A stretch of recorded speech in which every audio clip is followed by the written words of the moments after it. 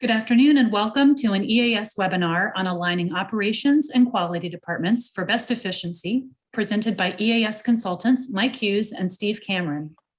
EAS is a member of the Certified and FS&S group of companies and is a global leader in regulatory solutions for industries regulated by FDA and USDA.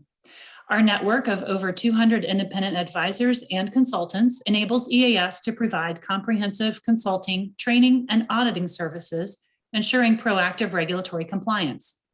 From strategic product development, preparation of technical submissions, assistance with Form 483s and warning letters, and a variety of other services, EAS offers the detailed knowledge and experience your company requires. Today's presenters are Mike Hughes and Steve Cammarn. Mike has over 35 years of operational leadership, supply chain design, and experience improving operating culture. Prior to joining EAS, he had a successful career at Procter & Gamble, working on trusted brands such as Vicks, Pepto, and Benebusel. Mike's assignments included many leadership roles in operations, supply chain design, and several M&A deals. Dr. Steve Cammarn is an expert in pharmaceuticals and personal care products with a particular focus on quality assurance for manufacturing and R&D. Prior to consulting, Dr. Cammarn also built a career at Procter & Gamble, where he oversaw quality assurance and quality control in plants across 6 continents and had direct oversight in areas such as formulation, process engineering, and technical services. This is a really great topic. We hope that you will have lots of good takeaways, take lots of notes, ask lots of questions. Speaking of questions, you're able to ask them of our presenters by either typing them into the questions box or into the Q&A box. And with that, I will mute my microphone and I will turn the presentation over to Mike and Steve.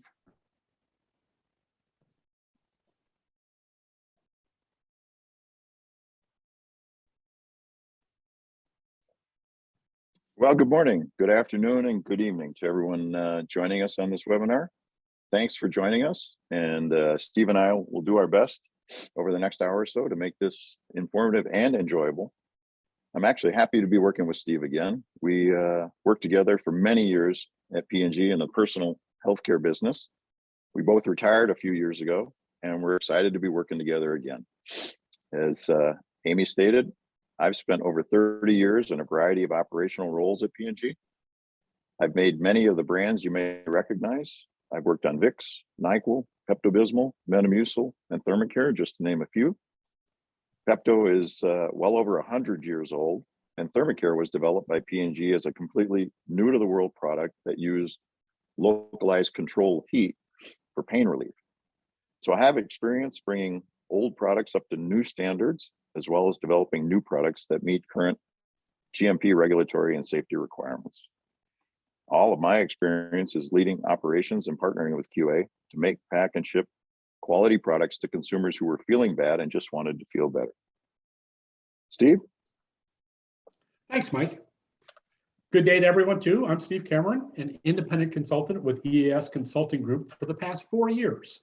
I specialize in GMP, R&D, and QA systems across dietary supplements, OTC, and pharmaceutical businesses. I too spent my career at P&G, leading the organizations responsible for the design, development, and launch of new healthcare products, as well as providing technical services to those in the market. I also spent several years managing healthcare quality assurance for our global operations. Now, all of these required close collaboration with people like Mike in the operations side. And I'd like to just take a moment to welcome everyone in the audience. I can see from the list of folks that signed up to attend the webinar that we've got many people involved in quality and regulatory type roles. I welcome you. I also see we have some operational folks. I'm glad to see them here as well. And I also see the folks that have other consulting and independent backgrounds. So welcome to everyone. And Steve and I will do our best to make this next hour a good use of your time. We're going to start with a couple of stories from our time together at P&G, and then we'll get into our 12-step approach to building a collaborative relationship between operations and QA. We'll target to finish in time with for a few questions. And as Amy said, you can submit your questions at any time using the chat feature. So Steve? Thanks, Mike. So my version of this fairy tale is really a bit more of a nightmare, unfortunately, which sadly too often represents how quality assurance and operations cooperate today. Now, in this case study, we were in a situation in which we had contracted out manufacturing operations to a business partner. Early in this relationship, in my technical support role, we had discovered that the USB had updated a monograph for one of our excipients. And for those that are in the dietary supplement world, that would be a dietary component. So not the active ingredient, not the dietary ingredient, but a component. And the USB had updated just one parameter, fairly minor parameter of that. We didn't catch it, our bad, and we hadn't updated our specification. Our partner's QA organization responsible for manufacturing immediately stopped all shipments and halted all manufacturing. This was impacting probably $1 million a day in sales. It didn't matter that we quickly discovered that no supplier in the world had agreed to meet the USB specification. We could only resolve this when we received a letter from the USP that acknowledged that since no one would make to their spec, that it would be perfectly fine to manufacture against the old specification. But the damage was done. This poisoned relationships between quality operations and the business functions between the two companies really for years to come. Mike? Yeah, I remember that one, Steve. That was very painful. Well, let me share a story that has a little happier ending. First, a little bit of context. This happened about halfway through my career. I was newly promoted to a new role at a new site as the operations manager for the Metamucil continuous making process. It was a major startup, and it was running behind schedule. We had spent tens of millions of dollars in new capital, and we had a commercial team that was super excited about launching a new breakthrough version of an old product. And then we had a problem. Our fancy new system was making bad stuff. One of the parameters is the density of the powder that we were producing on the system, and the density was out of spec. And density is important because the consumer mixes this powder with water, and if the density is too fine, the product floats on top of the water and won't mix. And if it's too coarse, the consumer has a gritty tasting experience, and that was the big negative that the marketing folks were all excited about eliminating. So now what? Well, I met with the QA manager. She was quite a bit more experienced than I, but she tells me she can't release anything that's out of spec. No big surprise. And I explained that we need to run the system in order to solve the problem. At a production rate of over 1 ton of product per hour, the system can produce a lot of bad stuff in a very short period of time. So we decided to talk it out. We developed a plan. I agreed to shut down. We did some formal problem solving. We developed a restart plan. And more importantly, a commitment to a plan to put all hands on deck, all operations people and QA people, so that we could sample, test, and report the density results as quickly and accurately as possible. And both the QA manager and I agreed to be on the floor in order to make real-time database decisions. So we went ahead with the restart. It took a little while, but we eventually figured out what the problem was, and the density got back in spec. So I wasn't happy with all the trouble and scrap that we caused making this incident, but it did teach me and the entire organization a very valuable lesson. The QA manager and I were partners, not enemies. We set the tone for collaboration for each of our respective organizations and for the entire plant.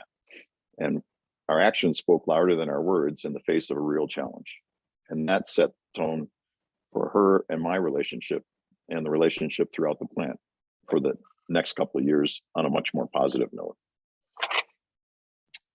So these short stories show the difference between opposing one another and collaborating with another. It seems obvious, And I bet all of you on the call can relate to what we're talking about. I bet you can also relate to the idea that perhaps you felt at some point in time like the coworker was on the opposite team, perhaps even working for the competitor. You wonder to yourself, I wonder if my partner lies awake at night trying to come up with ways to make my life even more miserable. For many of the QA people listening, I wonder if you've ever said, you know, you can't trust those you can't trust those operators to do the right thing. Have they ever read our adverse incident reports or our consumer comments? Have they ever been in front of an auditor? And for the operations people listening, I wonder if you've ever said or thought, those QA people, they have no idea what it takes to run this place. Do they even care how much money they just threw away? We've all had these thoughts. So how do you possibly partner with someone like that? Well, first, it's important to view them as a partner, not an enemy. Second, listen for the next half hour or so, and Steve and I will walk you through our checklist of how we've come to make collaboration work in our organizations. It's relatively simple, but it doesn't make it easy.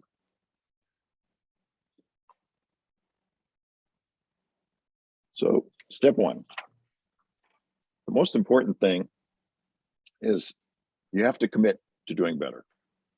Here's a question. You've probably heard this before, but in a bacon and egg breakfast, what's the difference between the chicken and the pig? Answer? Well, the chicken is involved, but the pig is committed. As a leader of your organization, you need to decide that you will do better. Each day is full of challenges that need to be addressed. Each of us can address them in a way that makes things better or makes things worse. You may think that someone else needs to take the first step, but if you think this way, you may find yourself waiting a long time. And while you do, things are likely to get worse. Be the pig. Make a commitment to try to resolve every problem you face in a way that makes things just a little better. I find this works best when two individuals or a very small team do this together.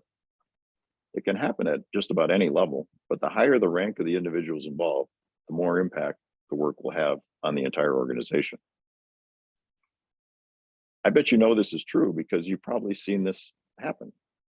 In many organizations, and probably in yours, there's at least one department where things just seem to work better. And this is often because the choices that the individuals make in that department, they commit to better and they work better. It's just how they work. Steve? Thanks, Mike. As our listeners will see, as we go through this, I'll be sharing QA perspectives on some of the steps that Mike will be talking about.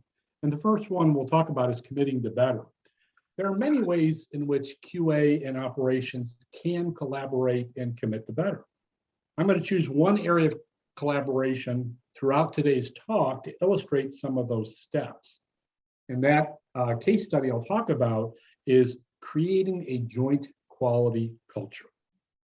Now, the ultimate goal in quality is to have a joint leadership between quality assurance and operations on quality matters. And I believe this truly is crucial for ongoing success. This will build the mastery and mindset of quality within operation and enhance mutual credibility and respect between the organizations. This positive culture is critically needed when dealing with operations or quality crises. You need that underlying relationship. Ultimately, this allows QA to use their quality and systems mastery to enable, direct, and train the capabilities of the organization with excellent systems, procedures, and training. But too often I see that QA adopts the easier route of inspecting quality. This is very resource intensive and builds an unhealthy cops and robbers adversarial relationship with operations. This creates a downward spiral of mistrust, misbehavior, and more oversight and more problems. So in collaborating on quality, this does not mean that QA should absolve themselves of the ultimate responsibility vested in the ranks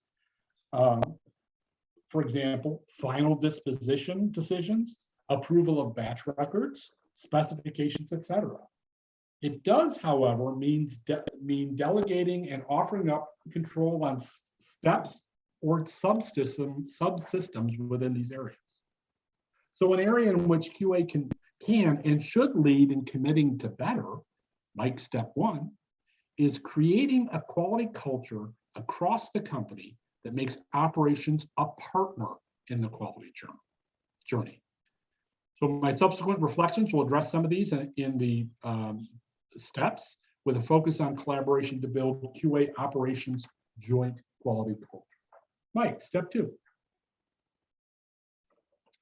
So step two is a way to make step one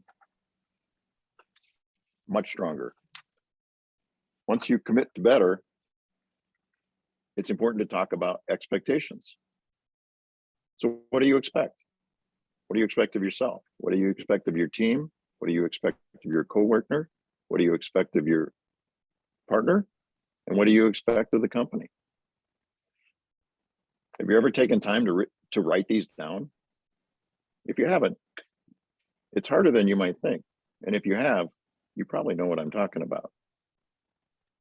One of the standard operating procedures for new plant managers at Procter & Gamble is to draft and share an expectations letter. The expectations letter is a one-page letter written by the new plant manager addressed to the entire plant staff that he or she will be leading. It articulates specifically what he or she expects of the organization and what that organization can expect of them. The most effective letters are deeply personal and heartfelt. They almost always start with addressing safety and quality first. They usually speak about open, honest, and timely communication, and they usually conclude with a call to action. This can be a very powerful tool. In my experience, my expectation letters have helped me do the right thing, even when it was difficult. And it also has given others in the organization a way of holding me accountable in difficult times. It's a simple but strong way to strengthen your commitment to do better. Once you have a commitment to better and expectations written out, it's time for step three, create a vision. So what does better really look like? And how will you measure it? Operations and QA have different DNA. Operations is wired to make as much stuff as possible. QA is wired to inspect, detect, and document. The best way to develop something bigger than an individual or department is to create a vision together. I suggest taking some time to brainstorm. There's lots of ways you can do this. The most important thing is to write things down. And it's critical to think and challenge each other. Take some time, discuss, debate, clarify, and simplify. You can stop the visioning work once your energy runs out. This usually tells you that it's good enough for now, and you can always come up with improvements later.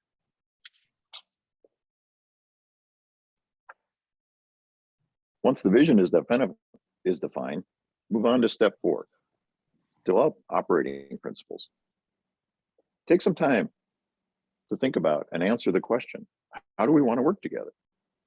You can do this between an individual, if you're partnering with an operations or QA leader, or a small team of folks can spend some time doing this. Again, it's important to write these down. It's important to discuss, debate, push one another, be honest with each other, but respectful. And there's no right or wrong set of principles. The most important element of this work is that the people doing the work create and take ownership for the principles they agree to work by. You're going to come back to these when times are tough. And it's important that you spend some time working them out ahead of time. All the foundational elements are now in place. Time for step five. Start small. Decide the scope of the initial effort. So eventually, you want relationships to improve everywhere, but the real challenge will involve some real effort, and there are limits to the amount of effort you can put into this and keep the business running. It's good to select a department or a team where you have some confidence it'll work. Some teams are tired of the struggle and would welcome the challenge of leading the change. These are good places to start. It's important to define the boundaries of what's in scope and what's out of scope. This will help keep the effort focused and prevent scope creep. Admit that you probably won't do things perfectly in the beginning. It's critically important to focus on progress and not perfection. Perfection can paralyze an organization, and it's important whenever you're trying something new to make progress. Keeping the initial scope small allows learnings to turn into adjustments quickly. Steve? Thanks, Mike. Now in step 3, Mike spoke of creating a vision for success, and in step 5, Mike spoke of starting small. So when building a quality culture, I encourage you first to pick an area that is relatively small and easy. You're playing the long game here. You're seeking to build a quality culture that will last years and will transcend changes in personnel. So this is going to take some time. Help ensure the long-term success by having numerous small successes early. For those of us that remember the 1-minute manager, it takes 10 positive events to overcome the history of 1 negative event. Set yourself up for success by starting small and easy. This could be in many areas: SOP authorship, cleaning, training, and so on. Regardless, a good trick is to start to focus on an area in which you already have cross-fertilization between QA and operations. If you don't have it, create it. Move some people around. By having an operations person in QA and vice versa, this builds trust between the organizations. This also allows you to have someone that can translate the language, the feelings, and the interpretations of the other organization's messages, priorities, and cultures. And this reduces partisanship. So start small, choose wisely, and set yourself up for success. Mike, on to step 6. Thanks, Steve. Just a couple more steps before you get started. Step 6, enlist support.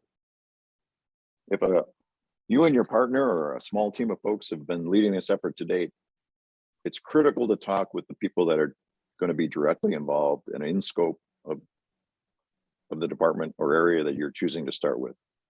And it's important to talk to them about what you're trying to do.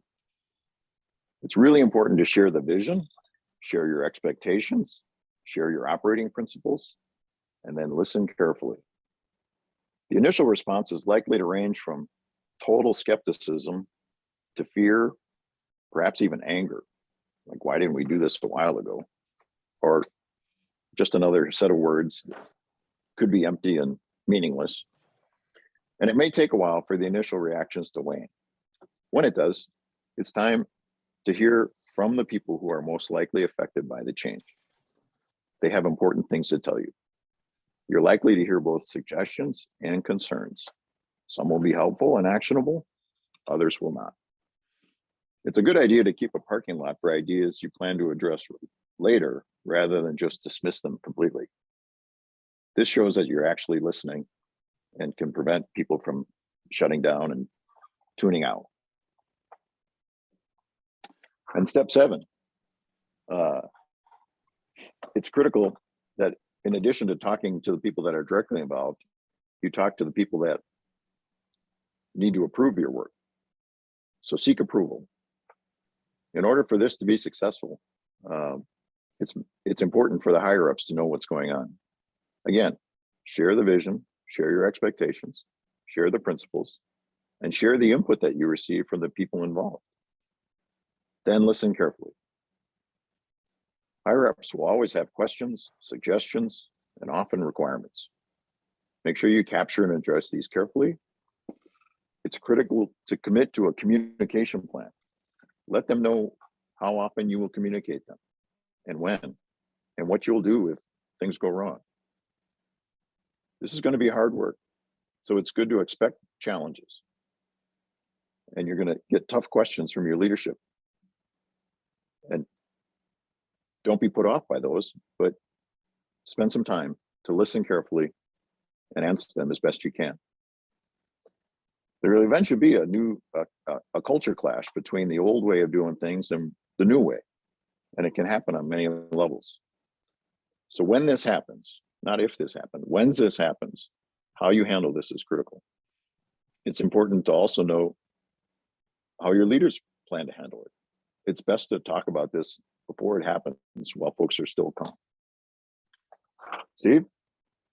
So step 6 is enlisting support, and 7 is seeking approval.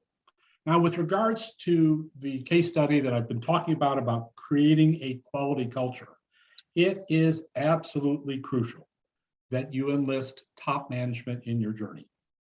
Some of my best career experiences have been when top management are true leaders in quality, and some of my worst have been when they are not so much a true leader in quality. Top management is where quality assurance and operations come together and is responsible for setting the culture of the company. They must be visible and active proponents of this strategy. To get their involvement, involve them in setting the vision, picking the projects, and engaging on the journey. Set up regular milestones and reviews with them. Keep them involved. You may have to escalate issues to them, and having regular review venues makes this feel a lot less of a crisis, more than just business as usual. Finally, top management's role is not just passive engagement, but has an independent role. Management's systems should be evaluated in the context of a quality culture. How are rewards and recognition structured by management? Are QA and operations personnel jointly rewarded and recognized and held accountable for quality and operations successes? Do both organizations have an equal voice in leadership? These are the type of things you can weave into enlisting top management in your vision. Mike?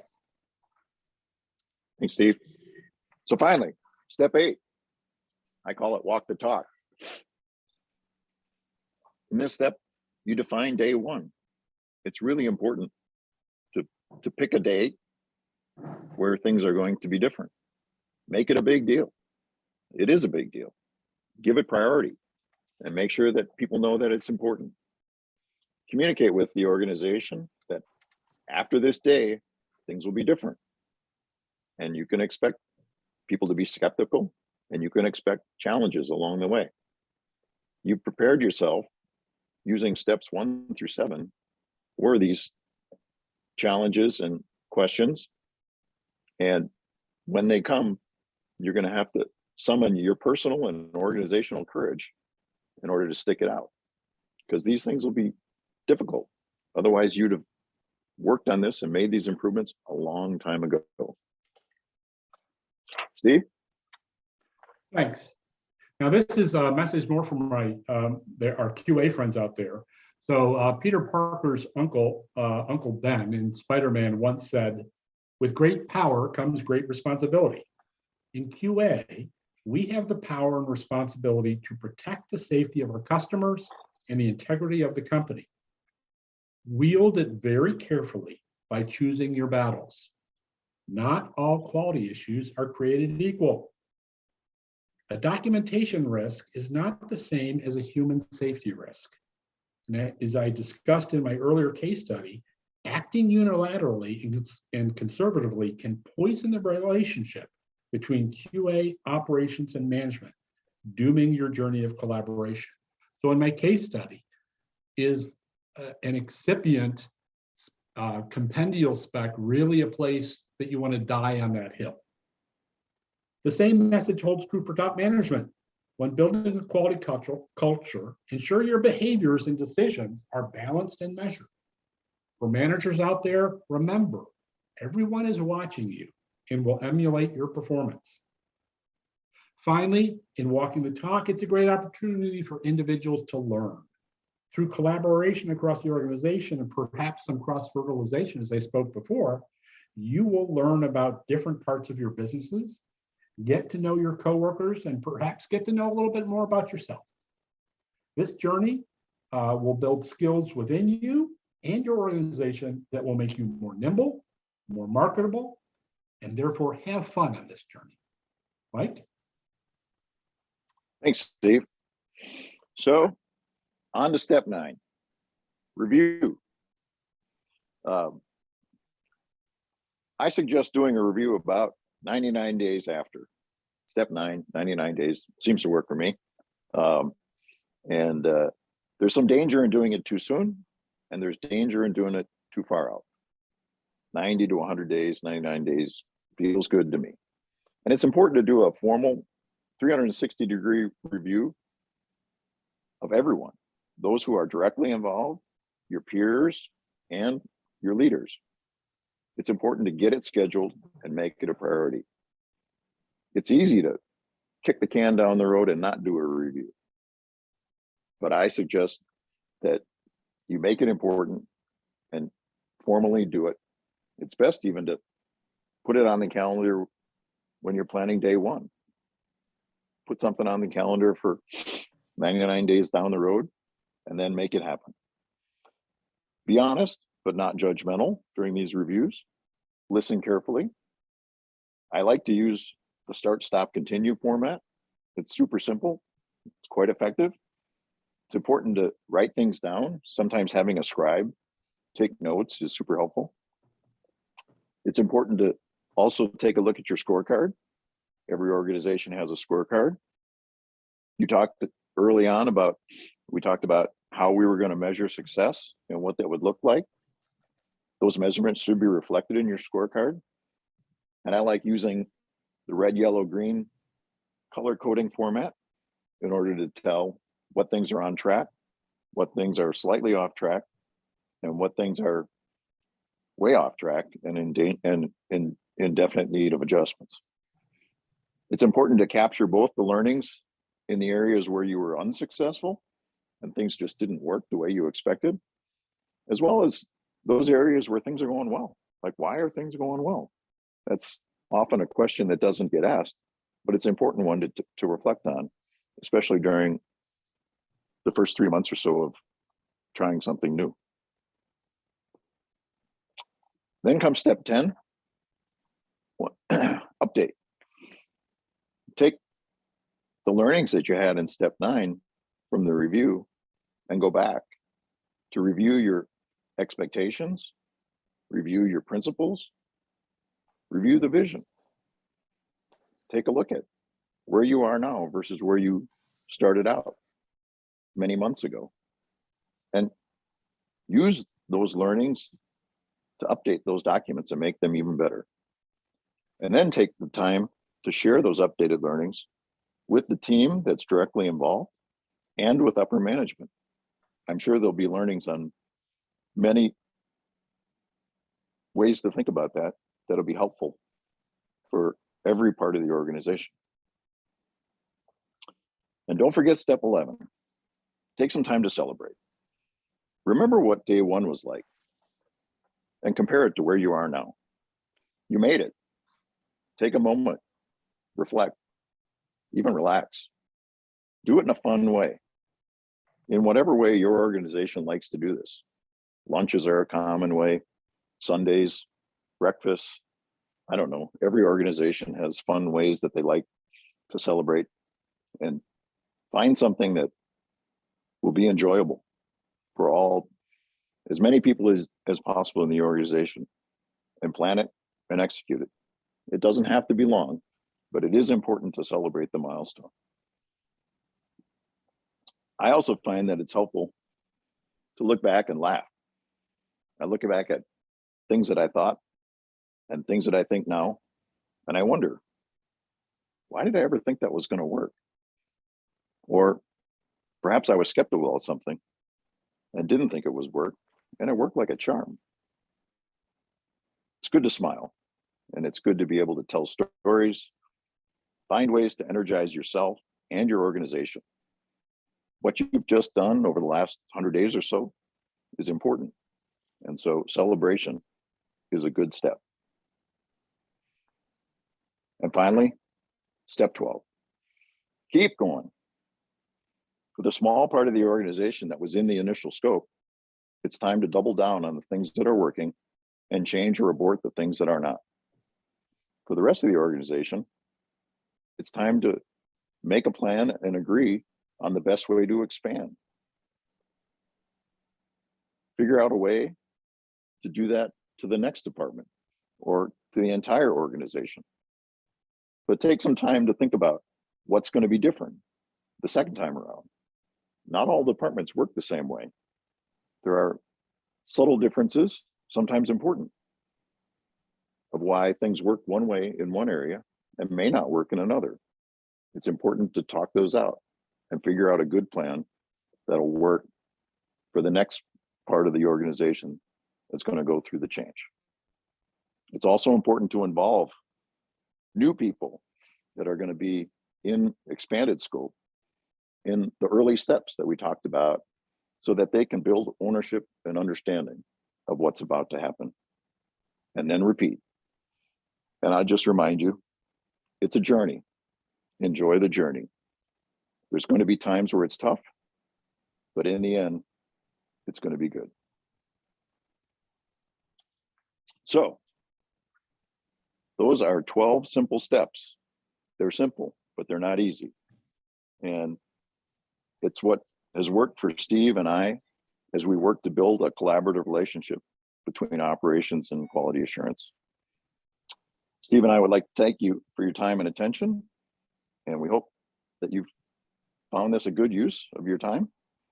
We do have time for a few questions, and so we'll take those in just a minute. But if you're interested in learning more about this or talking directly with Steve and I about your organization or your responsibilities, feel free to contact us through our EAS emails that were part of the invitation and will be part of the follow-up. Amy? Perfect. Thank you so much. People who would have questions in the audience, please do send them in either via chat or the Q&A. We have one question submitted asking if this was recorded because the person could not stay the entire time. And yes, we are recording and we'll have it up on the website within a few days. I'll send a follow-up email as well when that is ready. Our first question, unrelated to the recording, is how do I deal with a situation where there is a lot of bad history or mistrust between me and my QA ops counterpart? Well, Steve, I'll take a crack at this first and then Sure. offer your thoughts. This is a pretty common situation, and I would advise anybody in a situation like this to really think about the message in step one, committing to better. And it really involves a personal commitment that you're going to try to make things better. I had many times in my career where I've worked with people that were difficult to work with, let's say, but we had to work together nonetheless. And my approach to dealing with those situations was to try to always work on every situation as best I could to try to make things better. It was important to be data-based.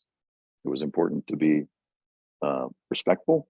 It was important to understand what my roles and responsibilities were and what the other individual and organization's roles and responsibilities were.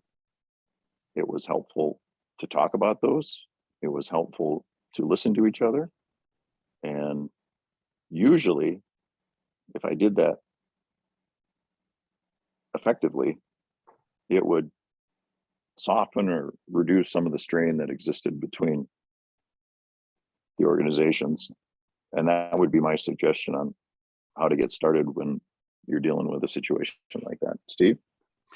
I would also add is here's a great opportunity for your management, because those two people report in someplace together, and there needs to be a heart-to-heart between management and those organizations to say, we expect you to set aside these differences and work for the greater good of the company. And so there's an opportunity for management to rise to the occasion of collaboration. And if the things that Mike mentioned, and if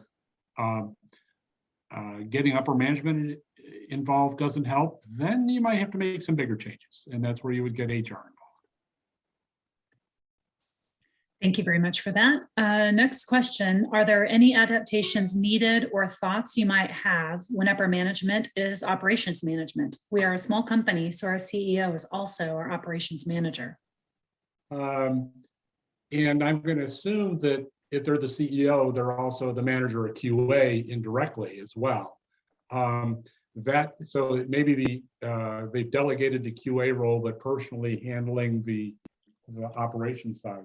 I think a way to handle that, first of all, is to get a policy in place that says how you're going to behave, and so a quality policy that clarifies what is the role of upper management in situations like this. I would expect, and my wish for, is that your upper management would delegate operations representation on matters like that to a subordinate, such that they can play the role that they need to play, which is to manage oversight of both organizations. But you can't do that until you get agreement, and you need a quality policy in place to make that happen. Mike, anything to add? Yeah, I would add that I think it's important for the organization to understand the cost of off quality.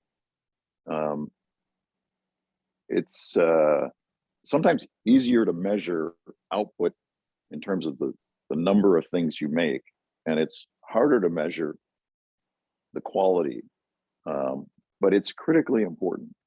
And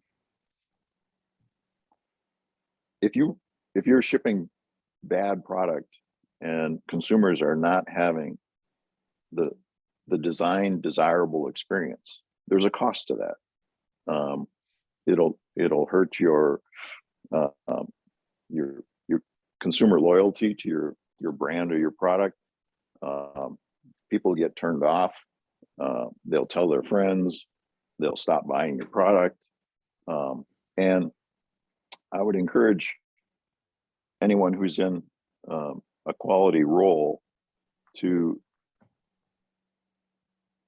do the best they can to articulate all the costs of off quality, and to make sure that there's a healthy conversation at the leadership level about, like, how are we going to make sure that we're delivering a product that we're proud of, and that a product that our consumers and customers want to have more of, because that's ultimately what's going to drive the health of the business and the long-term health of the organization. So spend some time making sure that folks understand all of the different tangible and or measurable and unmeasurable costs of off quality.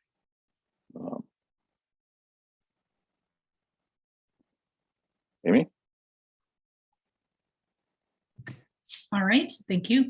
What are some beginning steps to get leaders to support compliance coordinators as they work through updating paperwork and understanding the importance of retention, records retention? So this is in the QA world, so I'll start. Mike, jump in Yep. as well. I'd say, first of all, is it your company's position, and is there a policy that says you will keep these up to date? If there is not a policy that says you need to have these records retained, then you're not going to do it. So once you have the policy in place, then you can start tracking. And if you're not getting what you want out of tracking, then you commit to better, which is Mike's step one, and set up a program to say, it's an expectation that we do this. We're clearly not delivering it without an intervention. So let's make a small step of intervention here on this process. Mike? Yeah. One of the things that I'll share is, as an operations leader, one of the things that was a struggle in our personal healthcare business at P&G compared to many of the other businesses at P&G is that we were regulated. And one of the things that I learned early on as a leader of a regulated business that helped me work with upper management at P&G was this idea that for regulated businesses, you produce two things. The first thing you produce is the product or the service that you're providing. And the second thing you produce is the documentation that goes with it. And the first thing is no good, or in some cases scrap, if the documentation is not correct. And so folks in the QA world know that, but folks in an operational role that don't have experience in regulated businesses sometimes need to learn that. And so there is, again, a cost of non-compliance when it comes to documentation that can be very, very important. And so depending on what your business is and what industry you're in and how heavily regulated you are, if you're in a situation like that, the operations is responsible for producing both the product and the documentation. And quality assurance and quality control have specific roles in that, but it's important that the operation understand that that's the way business is done in a regulated environment. All right, we have time for a few more questions. I've got one more that's come in. I'll also mention to everyone listening, if you are interested in applying these principles and working through these challenges in your own organization, of course, Mike and Steve are both available to consult with you. Our next question is, what do I feel like? What if I feel like I am at a big disadvantage because the CEO really likes the ops person, but does not value me as much?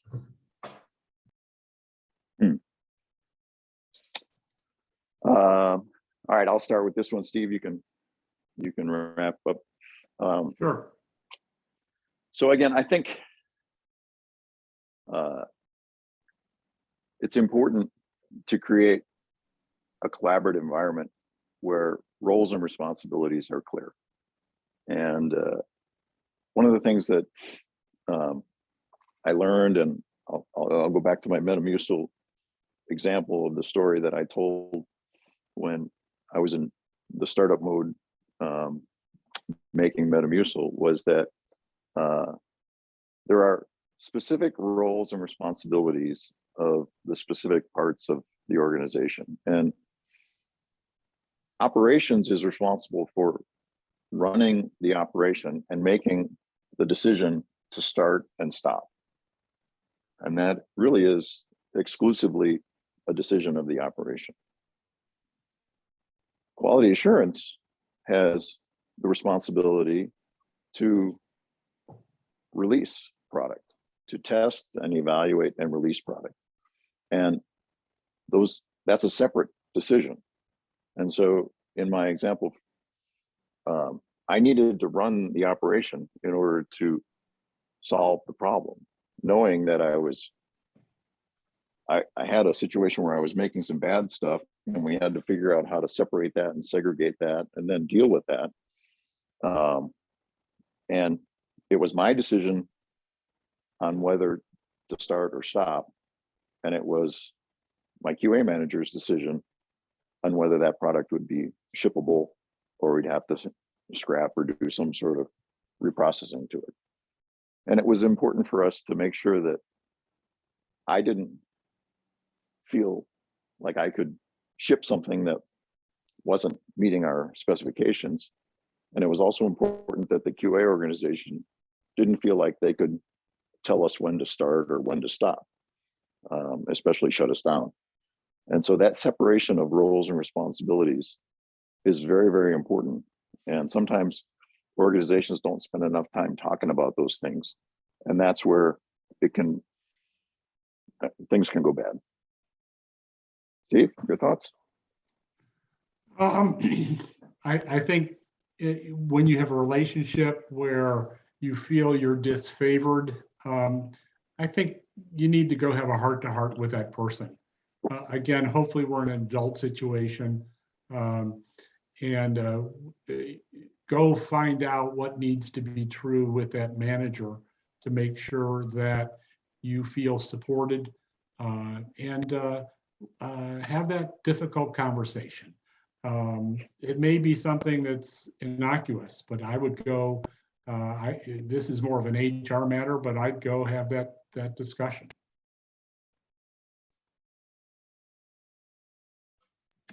Okay, I don't see any other questions having come in. So let me thank everyone again for joining us today. If you have any questions or would like to be in contact with Mike and Steve, please reach out to me. In turn, I will also include a link with the recorded webinar as soon as it's ready. And if you missed it, a copy of an article on the subject that might for an EAS newsletter recently. So thanks everyone again. Have a great afternoon. Thank you, Mike and Steve, for a great presentation. And we'll look forward to seeing everyone at our next webinar. Thank you. Thanks, everyone.